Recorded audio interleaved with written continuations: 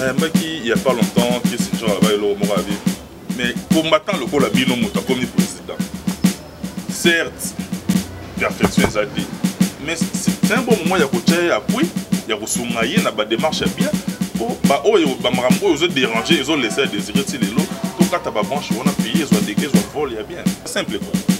Et bien, on a payé tout à la sincère, on a tout réfléchi, tout, puis ça va être des solutions. D'abord, je tiens à marteler que on n'est pas des donneurs les leçons. Les lots, il y a un ils ont sauté. Actuellement, il y a un beaucoup de président Pachi. Au-delà de ça, la revendication, il faut les alakaka. Il faut que les bandara rosala, c'est-à-dire il faut que les pour avantage dans ma carte alakaka sous-entendu comme intérêt pour moi qui est libre. Les lots, on est quoi on a au bakoli. Par côté il y a plein de balais qui n'a pas sous on a fait au baïe bavaguer après. Et nous on a eu à combattre. Bino boye pour soutenir les na combat. Mais au-delà de tout, tu as la place de Otaki, tu as la place de Komi. Mais dans le secteur Oyo, il y a un temps pour tout. Tout faut mon avis sur le secteur Oyo. Secteur où on est fondamentalement évolué dans le Oyo alingi a manifesté peut-être mécontentement dans le niveau où il y a ndolé pour qu'il nous concerne carrément. Alors yo mono mitala est-ce que yo na nos démocrates? Est-ce que nanda kuna yo aux ans on a démocratie nanda kuna yo d'abord. Yo mono téléphone na yo moi ça qui côté la c'est interdit. Mais il y a yo qui côté. C'est-à-dire yo posé dans monde dans dictature na yo même na foyer. C'est-à-dire tu wenge ma quartier la terre ma grand-père ba ça makambo. On a moto mora beta makambo akanga ba on so catch. De leur grand combattant. Vient na biso pour ketchup pour négocier chuaya.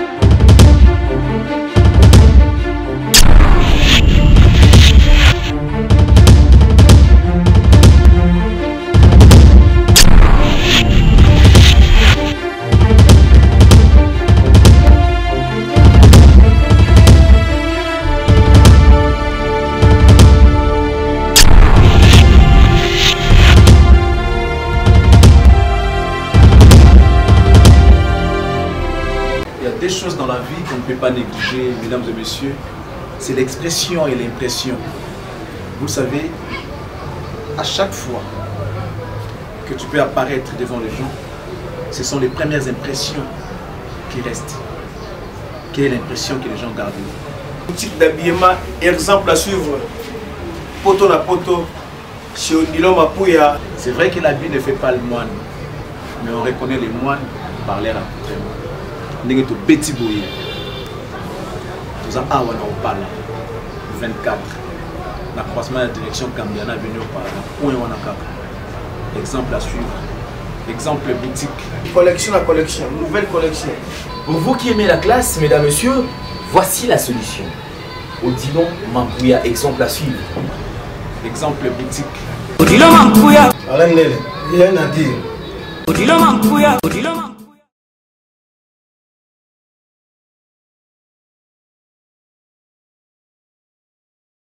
Vérité ou réalité, mesdames, messieurs, vous êtes sur Nouvelle Tendance Télévision, culture d'excellence au rendez-vous. Merci à vous et nous vous saluons et nous profitons de l'occasion pour vous souhaiter une joyeuse fête de Saint-Valentin. Pour vous qui fêtez cette fête également, nous penserons à Bandekognon, surtout Oyo, Bazo s'abonner matin, midi, soir sur Nouvelle Tendance Télévision. Bonjour, bonsoir, cela dépend de l'ère à laquelle vous nous suivez. Derrière la caméra, nous avons Jancy et à la réalisation, nous avons bien sûr Jordan Panzou. Donc c'est avec cette équipe que nous allons travailler. Nous vous transmettons les salutations de la part de tout le sponsor de cette émission, le partenaire. En commençant par Yadjani Sita. Tchungam Poutoubangamichuri depuis Switzerland. Et c'est Kanapé Makawana, c'était à Malili. Merci aussi à la partenaire Nabisoneti, mon vieux Odilon Mapouya, Taboufa Top Model. Nous avons une femme véritablement femme d'affaires.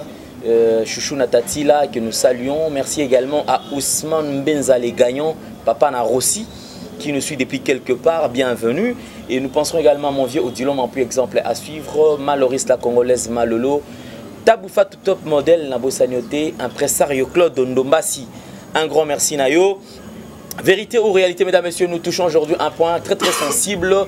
Je crois que jour pour jour, nous consommons plusieurs années déjà, je crois d'ici peu de temps, une décennie, depuis que cette décision a été prise par rapport à un mouvement Oyo et Bima et un mouvement combattant, ils ont des mesures et mesures très difficiles et puis c'est par rapport à artistes et musiciens congolais nabiso otoyebi qui artistes et musiciens depuis un temps betara les sous-soutés dans l'espace Schengen.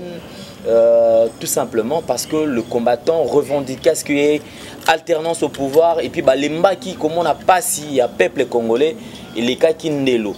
Alors les combattants va quitter mouvement nabiso tozo téléméla les artistes et musiciens entre autres toyebi que les artistes et musiciens ce sont eux qui encouragent le pouvoir en place.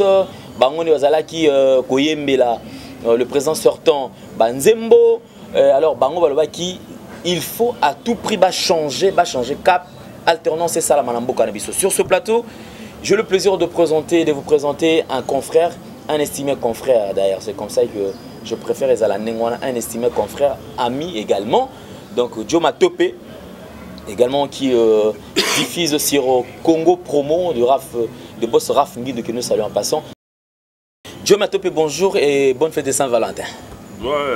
Merci pareillement à l'Indélé, on a vu que naturellement on est tous amoureux et puis la majorité des gens qui nous suivent en ce net moment sont également amoureux. Joyeuse fête de Saint-Valentin à Bango et puis particulièrement au Banapé joyeuse fête de Saint-Valentin on a autorité morale lui on appelle monsieur l'ingénieur Raf Nguide, madame en tout cas, bonne fête de Saint-Valentin et puis grand frère Mora Boutama Lelo, maître Blaise B, coach olympique 5e dan au niveau de Grande-Bretagne, on a joyeux anniversaire à grand frère et tout le la mission en ce moment, merci beaucoup na marque à considération. Merci. Et à confiance au sali appelle ma modeste participation pour un petit peu pour réfléchir parce que pour avoir un choc d'idées, j'ai la lumière donc je suis là. Merci à choc d'idées donc j'ai la lumière. Joma Topé est là mesdames et messieurs, c'est avec lui.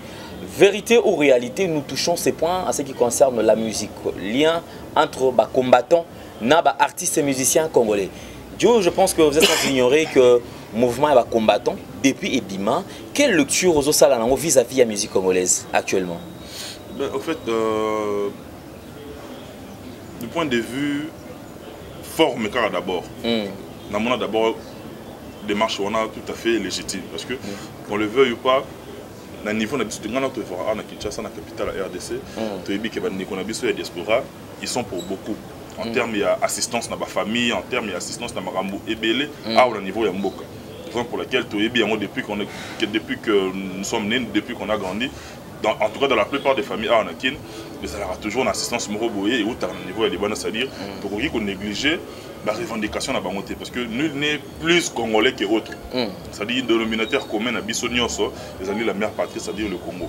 Et puis, au même degré que nul n'est plus congolais que d'autres, nul également on a le monopole, il y a patriotisme, c'est-à-dire que tout le Ramboka. Il y a des gens qui sont sur place. Et d'ailleurs, mon bec le le bien, c'était constitution. Voilà, c'est-à-dire que tout sont égaux devant la loi, donc Congo est tout. On a de manière pragmatique, lecture on a na bandai ko sala puis nazo continuer na moti lelo, c'est une indignation. C'est-à-dire bazo qui peut belé, bazo qui t'en est là, bango bazo ko bunda d'une manière ou d'une autre.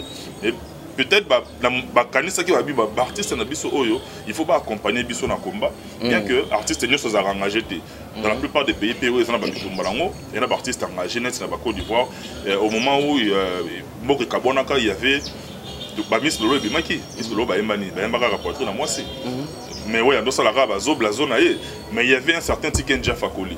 C'est-à-dire lui il était là au four au moulin tout le temps sur ses grands chevaux pour dénoncer Alpha Blondy, c'est-à-dire la démocratie du plus fort à Yemanzembo Tikala hymne. C'est-à-dire ils étaient là pour monter au créneau pour dénoncer. La même chose c'est Salama qui n'a côté Nabiso, peut-être ils avaient un problème et incompréhension. Parti c'est Nabiso va souffrir et moins d'âme et arrogance. Qu'on se le dise. Parce que la plupart de nos leaders, bango baza déjà ballon en zané trop banal. Mais ba problème na bango ne ba se rappeler moi moi ouverture on a à chaque fois qu'il y a un groupe qui n'est pas tout en monde mais c'est encore un groupe azani car moi noko moko boy moi mawa il suffit que mikilaya atie moi car na mai comprendre aye na mo ba valise aye na mo fongo lié pe amoni pe horizon mususu mokili mususu à s'épanouir pe d'abord mentalement d'abord à s'épanouir déjà bon ça la bango bien mais ba bloc on siko évoluer et tout temps où il fallait eso to côté on a na forme na niveau libanda na mais s'il faut toi attaquer le fond. Le fond, la revendication, on est avec que il faut alternance Salama, il faut changement, il faut. Posons-nous la vraie problématique, les lots. Dans notre pays, y a-t-il eu changement à la tête de l'État ou pas? Il faut mieux répondre à un mot parce qu'on a ça comme invité, nous avons posé une question. Non, oui.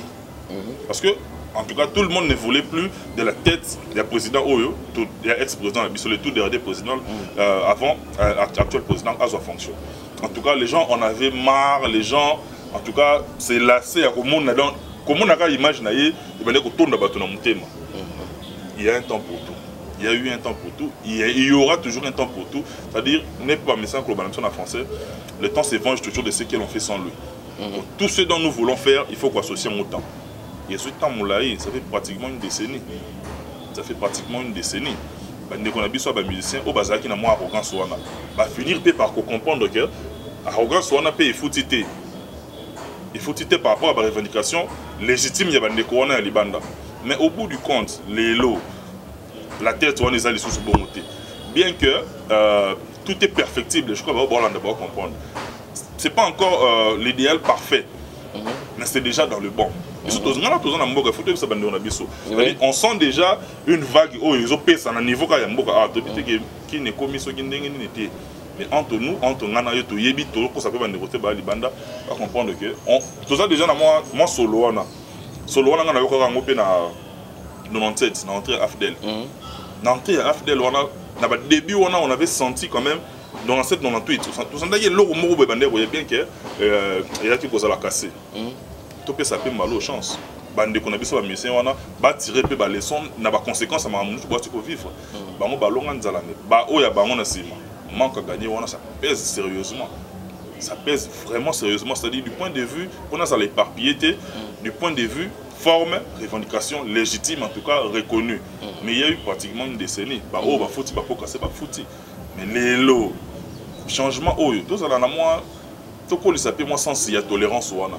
Parce que la musique nabiso de tout monde musique nabiso ça parmi là bata parmi parce qu'il y a un autre consommant biso nyonso lorsqu'on parle de diamants, de coltan et tout mingi vinette ngapé boy personnellement on a mon coltan na miso excusez-moi non na mon coltan boy mais na yebi qui existe na mboka na biso mais so les ans loro eza consommable boy o eza ko apaiser bato belé déjà d'abord la musique la culture en général la musique particulièrement parce qu'il y a un autres tekama ils ont même qui n'a pas Bangladesh so baby ouais raté baby JBTM so baby pépé calé tu comprends mais baby pété m so baby té qui na RDC to na coltan m so baby na bango monté m so baby pé musuku baby EDC na Ali Foreman vous imaginez votre identité c'est à dire on les a le sport du sport à la musique ils ont un pas c'est à dire musique ils ont kende même image mboka musika mais les autres monde banaï jabaye banigérien baye bandits industrie culturelle na bango makasi ba ghanéen ba togolais ba tout fan ba en tout cas ba yé ba vague yé belé oyo ba concurrencer biso sérieusement cause il y a pas retard na biso ezali manque wana il y a ba ouverture des artistes na biso les sur des plans Schengen parce que qu'on le veuille pas nous c'est utarana dans nos communautés avant que tout consommer le reggae il a fallu d'abord s'imposer dans la Jamaïque il a fallu ba jamaïcain babima kende ba États-Unis ba kende ba Angleterre pour baza mingi na ba Grande-Bretagne ba ya na ndule wana et puis star na bango malaya ya message quand et ba na nos communautés donc communauté na biso makasi na Schengen wana so ya communauté s'offrir ne loko wana oyo déjà tout à fait légitime il y a tout le monde peut ba retomber na ngolelo il y a des gens qui se battent en tout cas il faut les féliciter il a fallu tout se voiler fasté aujourd'hui il fallait vendre l'image de notre pays comme pas possible les lo faire rigolo là yona ne robot ya faire c'est-à-dire il y a une nouvelle génération oyo ba bandi couper ça makomoro bo ba yana bango basi basali petro basala petro mais bazo film moko boye mais baleki na bango bazo film ba flambeau zo qui n'était bien je vois héritier j'ai vu fabricant Yamado ils vendent des images mais manque quand baso ba bande ko beta na poto ya mado wana soki betaki na poto soki fallait abetaki ba one love abetaki na poto Nathalie clip moi affaire pourquoi tu m'as fait ça Nathalie on a notre tu waouh vous comprenez que ezali makambo eza mais le fait ya blocage wana na espace Schengen wana là au centre ya communauté ya makambo ezali ils ont pesé sérieusement mais tout bien capable de réfléchir on a zone c'est vraiment le monologue. En tout cas, dans toutes les circonstances, là où il y a des gens, là où il y a des êtres humains, il y a toujours eu des problèmes. Mais le plus important, c'est de savoir transcender certaines choses. Couper sa main approche, couper sa main ouverture. Ça déjà, il y a un grand pas par rapport à l'ouverture d'esprit. Je pense que c'est un problème qui concerne le Congolais. Et je crois qu'entre Congolais, je ne pense pas qu'il peut y avoir aussi tiraillement jusqu'au point où on n'arrive même plus à définir place Batoiseau qui n'est parce que si tu as mais place Tozo qui n'est apparemment là où vont les choses, c'est comme si Tozo battait Tozo qui n'est wapi. En parlant, il y a Vaguana d'ailleurs, je me rappelle, il y a quelques événements déjà où ça là qui et moi, c'était Zalamakasi. Je crois le premier victime c'était Fali Poupa. C'était je crois en mars 2011. 2011 déjà où Fali était victime. Concert Betama Menakati na Libanda wana. Là, voilà, en tout cas, on n'encourage pas ça. On n'est pas là pour prôner la violence. Surtout quand on a vu on a payé Libanda, mais il y a l'État, la démocratie est très bien assise. Ça dit bah violence ou physique, bah comment est-ce que ça va prohibé par la loi. Surtout qu'on encourage la montée, tout qui s'est pélaté. Mais sur cette manière, il faut se faire entendre. Je crois qu'ils se sont fait entendus pendant pratiquement une décennie. Mais lorsqu'au pays, il était pour vendre la paix, pour se regarder en face, autour d'une table. Oui, il y a eu ça. Oui, il y a eu ça. Les lots, c'est encore perfectible. Mais tout ça déjà sur la bonne voie. Est-ce que, qu'au privé, ça résout quoi finalement? Et puis après Fali Poupa, il y a Oazé quoi, il y a Kipé, il y a Touché. Le tout dernier, je crois, c'était Héritier Watanabe qui était vraiment victime. Et il y a eu concert qui a annulé, rien n'a marché. Et c'est parmi d'ailleurs, je crois que quoi que Béléo et ça dure, écoute ça qui même Héritier n'a perte de vitesse parce que l'artiste voulait à tout prix quand même à s'exprimer. C'était un concert vraiment exceptionnel pour lui parce que vu qu'il y avait une carrière solo, il fallait qu'il soit bêta qui Olympia, en tout cas il a apporté un plus et puis il a signé il y a livre Rwanda. Bizarrement que ça n'a pas eu lieu. Alors en parlant il y a durée, il y a mouvement de démarche à Mandekonabiso. Est-ce qu'on peut dire que jusque là cette démarche jusque là comme il faut perdre cap nango nengezalaka au départ? Parce qu'au départ, il y a eu certains éléments de base, alternance, qui est changement sur tout le plan. Et en fin de compte, aujourd'hui, ça perdu, ça continue au moment où le président est sortant. Je crois que déjà Zopé Manakimia, quelques jours déjà, Mwanamboka Fachi, Azo dirigé Congo, Azo consommé déjà. Et est-ce qu'on peut encore parler toujours de cette vague-là, que musique est continue, Kakabongo, au moment où les artistes musiciens continuent toujours à pleurnicher, Azo là, et Kozong al société. Et je me rappelle encore, interpellé qui bango, que nous bango Azo yembela toujours batouana la campagne na bango, mais cette fois-ci je crois qu'il y a une campagne électorale. Il y a Kakaboutoumon, Oazo comme toi yembeli, voilà, Oazo comme yembeli Chadari également. Il y a également membre national. D'ailleurs, il y a un membre effectif. Il y a PPRD. Donc, il est déjà connu. Mais les autres artistes, je pense qu'ils tirent quand même Matoi et puis comprenez qui ils ne se sont pas enregistrés dans la liste. Est-ce que le lot, quand même, en termes de durée, est-ce que Toki Kolbakeno, sans open combattant, ils ont continué jusque-là et comme ils ont changé de forme? Non, mais merci beaucoup pour l'approche au Sali, mais les robots à la biso,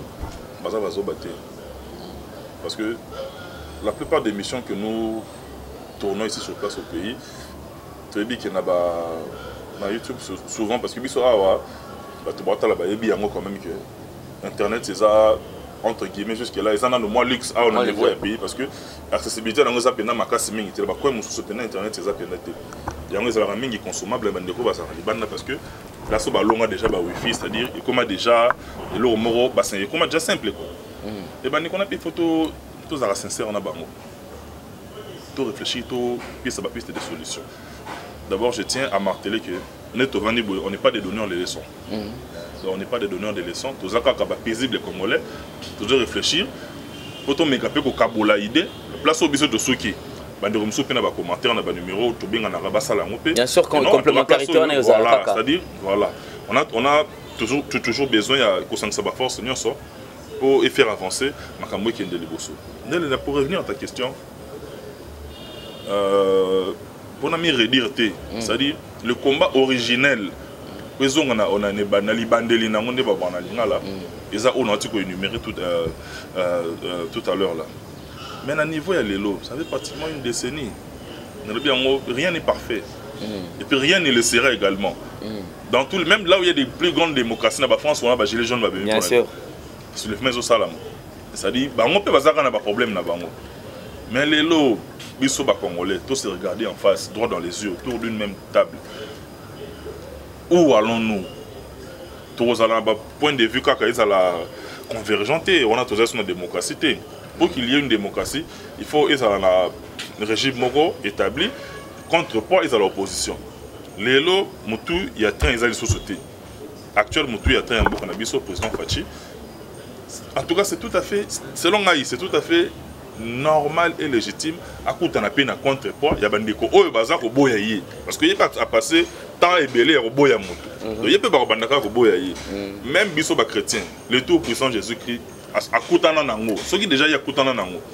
Boni yonde les po olati t-shirt no ya noir boyé muto mo katala ba non en tout cas ndé la za parfait. Non, les arana mo ba bia alati bon ba kangi bouton ti likolo poil. Monsieur Portalangabi, mais type, il parle beaucoup, il se prend pour qui? C'est normal. C'est tout à fait normal. Mais au-delà de ça, la revendication, il faut la caca. Il faut que bandara rosala. C'est-à-dire, il faut que pour avantage dans la caca, c'est la caca sous-entendu comme intérêt commun qui est liboso. Mais côté artistique, dans Maramoto les musiciens, oui, ils ont eu à subir. Ils ont grandi également, autre temps, autre mœurs. Selon M. ça là, à niveau la plupart de la génération, la plupart de la qui n'a pas pour soutenir JB, Bilé pe bakoli. Bano bazara mike na période de 2008 avec la Bercy wana. Le bazara majeur. Bano na bazara vraiment attaché mingi na musique ya ba JB ba profiter. Biso totika na nostalgie nango parce qu'on a vécu la grande époque, il y a Wenge, il y a séparation, il y a quartier latin, bah vient biso Che Guevara et tout ça. Biso tout ça nango na makeso ba ah ouais fait ça lo bien. Parce que génération wana o ekoli wana, la plupart ba ya na kin ah tout ça na ba on ba ndole. Ça dit bina ki ba na posa ndole makasi, libanda. Beta na ba on yo yebi place to kuta na to tanga na biso ba komote. Tout ça la wana pena moi eloko moto. Moi ma lili ça la fait moi bien. Si on parle de posa wana nostalgie, on qui n'a pas nous les sensibles na moto qui a se retrouvé ça lié bien. Les lots, bande ko na obakoli. Ba ko côté ya pina balé qui na biso mususu on a pe obaye ba vague et après que nous on a eu à combattre. Bino boye pour soutenir biso na combat. Mais au-delà de tout, tu as la place de Otaki, tu as la place de Komi. Sur place de Komi. Na ndenge ya combat il faut aussi dans la montée parce que il faut que ba divergence d'opinion ça là.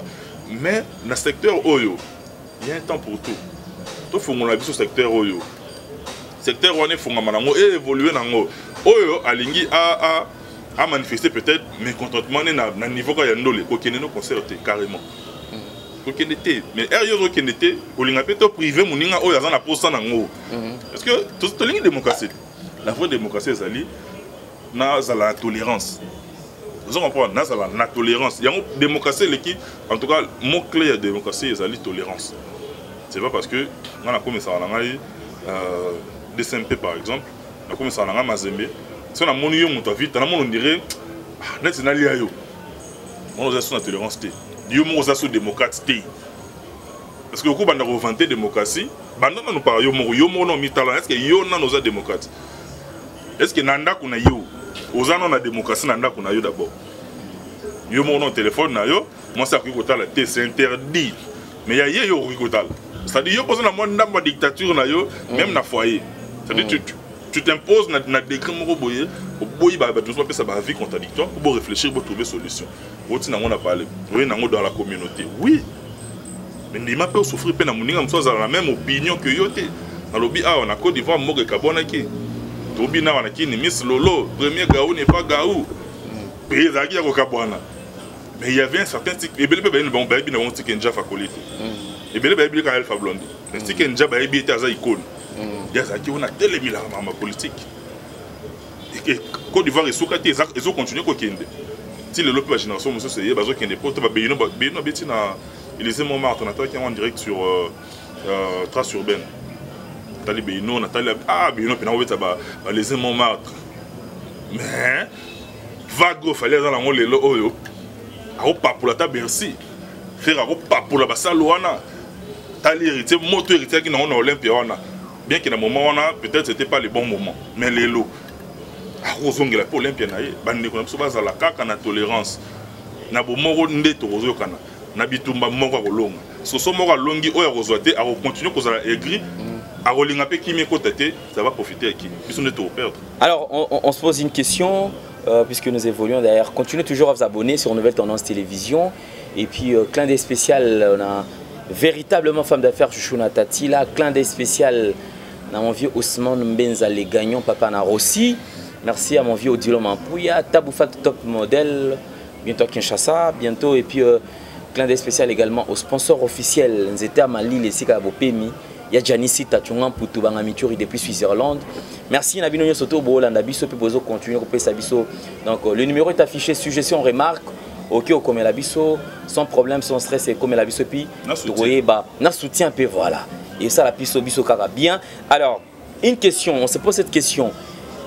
Quel avenir pour la musique du Congo après le règne de Joseph Kabila?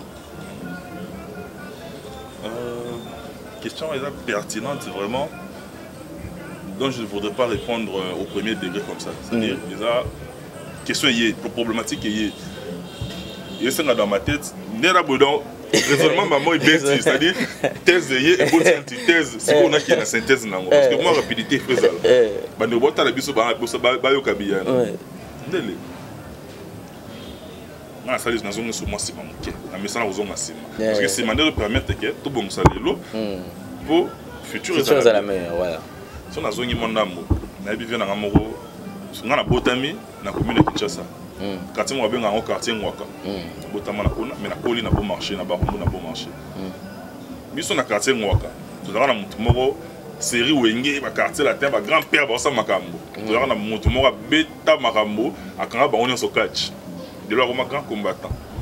Vient na biso boketu premier boketu waya. Vient na lac Moiro, ngana lo. Biso na lo parce que entre no bande. Vena biso boketu alors ça la fierté ya quartier nanu et komi ya Kinshasa et komi ya Moka soit ba bini sa maréchal vena so ba monzo ba noko sombo donc bana ngoko bana mikili sali bango bien à cette époque là papa Tshisekedi azalaki et puis ba torture ba ndo subir mais vena biso boketu on a ne ko beta ba ndole na ye c'est dire son Nelson Mandela ye au mona boketu. Vous comprenez? Si vous avez un anniversaire, vous avez un Guado, au monde a boqué, vous avez un folklore. Vous comprenez? C'est-à-dire, c'est normal, c'était légitime. Mais à l'époque, il y a des déjà. Le feu, d'heureuse mémoire, papa Etienne Tshisekedi de Moulumba, on a subi déjà, on a subi depuis cette époque-là. Il y a une tolérance dans le cas de c'est-à-dire, on a tendance, c'est normal. Mais autre temps, autre mœurs, toyé, la période de Moussé. Jouer à Moussé. Avant de jouer à Moussé, franc-congolais. On a papa Wemba. Et si on a souki ça, question bien qu'il y a un clip, on a raté. Mais question, on a souki ça. On a faire des bananes, tout ça. Toyé, on a joué à Moussé. On a tout baillé. À cette époque-là, il y a joué à Moussé. Papa Tshisekedi, il y a eu des pèses. Batina dans le village natal. Dans Moussé Kabila. Là, il y a des autres rapide là. Dans un opposant, mais Batina Kaye, le village natal. Batina Kaye, dans la Moussé niveau Kanda. Batina dans le village natal. Dans le niveau Kanda, Moussé Zaïnon. À cette époque-là, l'opposant va s'aller rappeler 4. De une époque, il y a Joseph Kabila. Il y a eu 1+4. Il y a eu Marambo Belé dans 4. Quand on l'a commis, Coco m'a de plus en plus éveillé. Maturité politique, on est commis Kokota. Quand on a eu maturité, on a compris que tout le monde il faut que ça cesse pour créer rupture. Parce que si on continue à tolérer Marambo, va marcher sur nous. D'où et bon qui sanction oh mon va misser bakota na ginango. Na to lo ba na bandela suma na lobité, c'est-à-dire démarche moko légitime et puis en tout cas ba ne peut pas subir en ba comprendre des manques à gagner. Ba tirer les sons. Ninga na Joanna Marilyn na ngai ombre jaune. Ce qui passez-moi l'expression a soubelinga na beaucoup. Na chemise na ngana na sepelaté. Mais c'est pas pour autant na ozape liboko na ngana katango.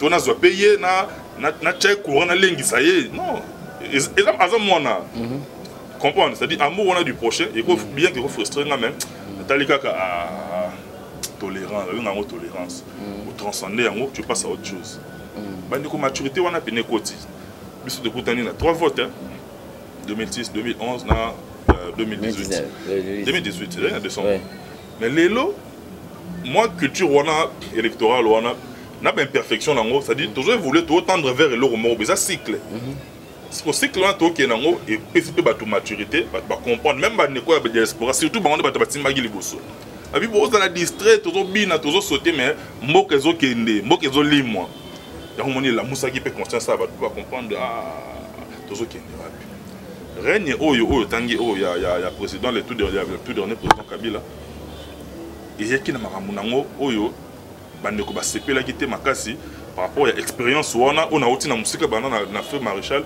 ti lelo maturité on a de ça qui bandeko ba dénoncer mais à venir à musique à Congo en tout cas et connaître vague moko il y a rupture on a et là ici par rapport à un vol et bandeko soit déjà au Kabila c'est pour voir en 2001 je crois 2001 plus ou moins 2001 on a so zongi sima muke Zénith JB 99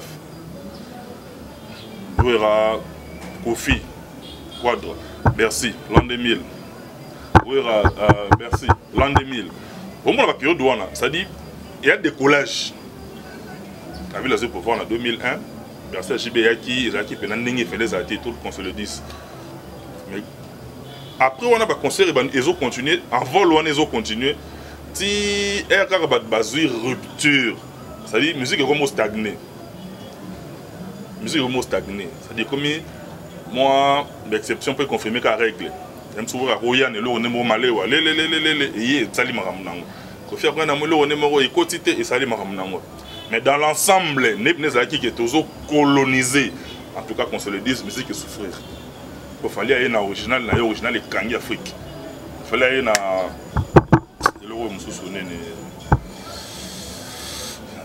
la vie est belle, suite life.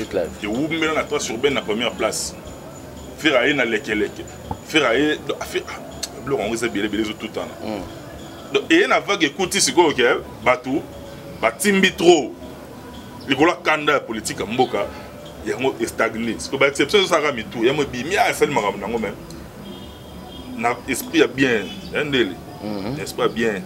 Vague wana poison est possible et c'est la tolérance na bandeko na biso wana ba vanda entre bango ba artiste na biso pe o ba tirer ba leçon parce que ya maman ne bandi héritier zakina pas wera héritier zakina ne pas wera zakina héritier ya wera fabriquer zakina no ya wera mais bango to ba kuti vague ba subir en ça dit ba tirer ba leçon wana ya passé et ba tirer ba leçon wana dans la français il y a que l'imbécile qui change pas d'avis bango ba teyami ba changer to monyango na élection suka awa ba noko tout bena ba betsa mo bena Caraïbes ba boy na bango kota makambo wana vous comprenez l'acte déjà que bandeko pe bazo ouverture d'esprit bandeko na biso wana nde ba recadrer komba na bango ba changer fusil d'épaule ne ba lukaka bitu mamboka il faut continuer kaka ata bazui ba fongoli bible pa Jean-Baptiste abimi Jean-Baptiste ayo dik jemboka akuta na proposant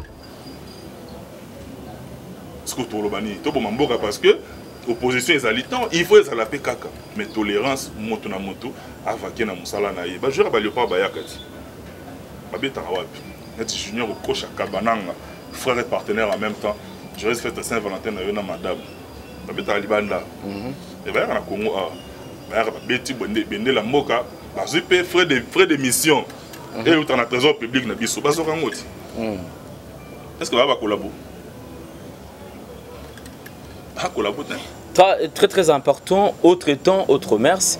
Et aujourd'hui, il y a ces artistes qui sont victimes, puisque c'est vrai, tu es épinglé pour moi très très important.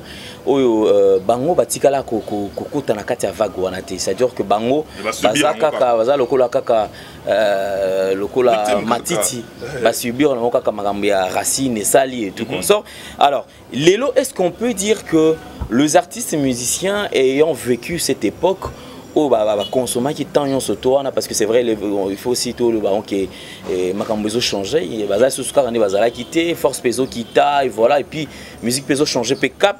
Est-ce qu'aujourd'hui peut tu avoir aussi une commission eko sangisa artiste wana minene nanu au basibisa qui makambwana et les artistes victimes pour enfin trouver attente pour que makambo ça la sous décollage ya sika pour la musique peut-être va convoquer ba réunion ba meka ko tenter en haut parce que ba réunion c'est vrai ici mbaté parce que le président en exercice il est toujours président Joseph Kabila au bango va qui déjà contre balinga qui attaque contre sentir il était et maintenant qui Félix Tshisekedi qui est aussi congolais 100% ou étranger était azo kamamboka lelo. Est-ce que c'est possible qu'il y ait quand même une démarche et Salama pour faire à ce que la musique est zonga sous un niveau à Mikila Poto? Est-ce que vous que l'actuel chef d'État Nabiso est issu de la diaspora? Oui. On va dire que c'est la diaspora. Azana bango vandana bango ayebi bango bayebani. Ala ba master na yekuna. Il a beaucoup plus vécu kuna que a na Congo. C'est-à-dire ça peut issu de la diaspora. Ça peut tomber comme ex-combattant. Il n'y a pas longtemps qui est là-bas mais combattant le col bino muta comme le président. Certes, perfection est dit. Mais c'est un bon moment il y a coaché appui, il y a soumailler na ba démarche bien. Oh ba marambo ils ont dérangé, ils ont laissé désirer ti lelo. To kata ba branche on a payé, ils ont dégué, ils ont volé bien. Les cambouis artistes nous lobby ko réunir bango ko bonaboy. Entre nous soit dit c'est personnellement je n'y crois pas. Parce que c'est un problème, il y a un égo. C'est-à-dire chacun est, entre guillemets, prêtre dans son coin. Comprendre? Donc, lorsqu'on convoque les gens, là où un tel est là, l'autre, en tout cas, forcément, ne l'attendait pas. Par rapport à son ego, par rapport à... Il y a moi qui m'a tué, vu un esprit, et tout ça. Il y a un esprit à bannir. Tous de la montée. Vous avez besoin de monter que bas sangisa bango, bas la démarche, bon, sauf qui n'a pas toi, bas dossier na nani, interlocuteur na bango ezana. Comme super zarane na ba marche té, super zarane na ba réseaux sociaux té, parce que ba combattre ba na ba catégorie. Et là ba oh peut ba ligner visibilité. Aligner ba mona yé na combat, ba ta visibilité na baza. Aligner na dans monde loko yewana live. Monde nini aligner ba mona yé dans ba donc il y a un monopole, il y a patriotisme. Il y a combattant, il y a terrain. Oh, ce qui a bimi, c'est-à-dire, il y a une antichambre. Réfléchir à baninga, il y a bimi, il y a revendiquer, au senti qu'il y a bateau baillé. Et puis il y a combattant, il y a s'afficher à côté. Il y a une stratégie. Comprendre? Il y a parlé. Mais à sa stratège, après ça va directive, après ça va ligne. On sentit que ça, à l'intelligence à mettre en service il y a combat pour faire avancer Moka. Mais ça c'est éparpillé, la masse n'a pas de tête. Si on a yokanina ma combattant groupe tel, on a pas boy bango, non c'est reconnaître bango tel. Finalement on risque de tourner en rond. Et ça c'est la démarche en soi. Autour ça là. Bande groupé baza bande artiste on a si oui raison la base na poto. À la base, il y a une base. Il fallait avoir une base pour les jeunes à l'élo. Vous comprenez? Hérité qu'on en parlons par la base, il y a l'élo. Les jeunes à l'élo, vivre le succès, va rater. Et va coûter une BM, va coûter une One Love, va coûter une Faire, va coûter une Fabregas, na Mundi. Vous comprenez? Donc, il y a une base na bango za la kuna.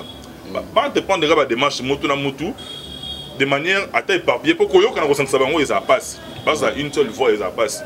Je t'informe qu'il y a aussi un Moro Congo uni. Il n'y a pas longtemps.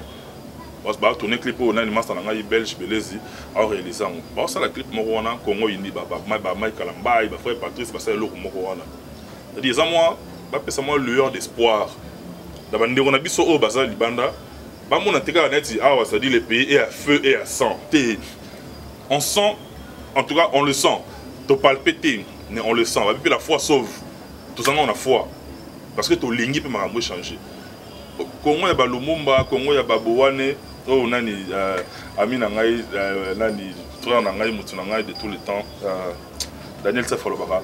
Habito tika langa journée ya Balobo, Congo ya Lumumba te, Congo za ya biso.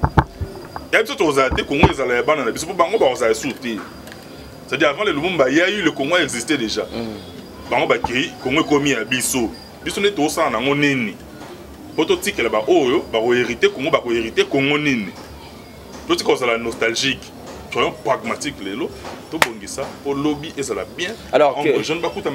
Alors pour chuter quelques pistes de solutions, on ouvre cette parenthèse, quelques pistes de solutions pour mettre fin peut-être à la vague Oyo, pour na casque Kimia et Kota, quelques pistes de solutions. En tout cas, je ne voudrais même pas m'étaler en large et à travers. Simple phrase, c'est-à-dire nous avons un gros plan, nous adressé un message en quelques phrases. C'est-à-dire, les appels mon la conclusion en même temps. Congo, mère patrie, ils ont besoin de Congolais ni sur place à ça. Rosala, Moloba, Mokongo, Mongala, Moussouaïli, Beto na Beto, Newera et Baka.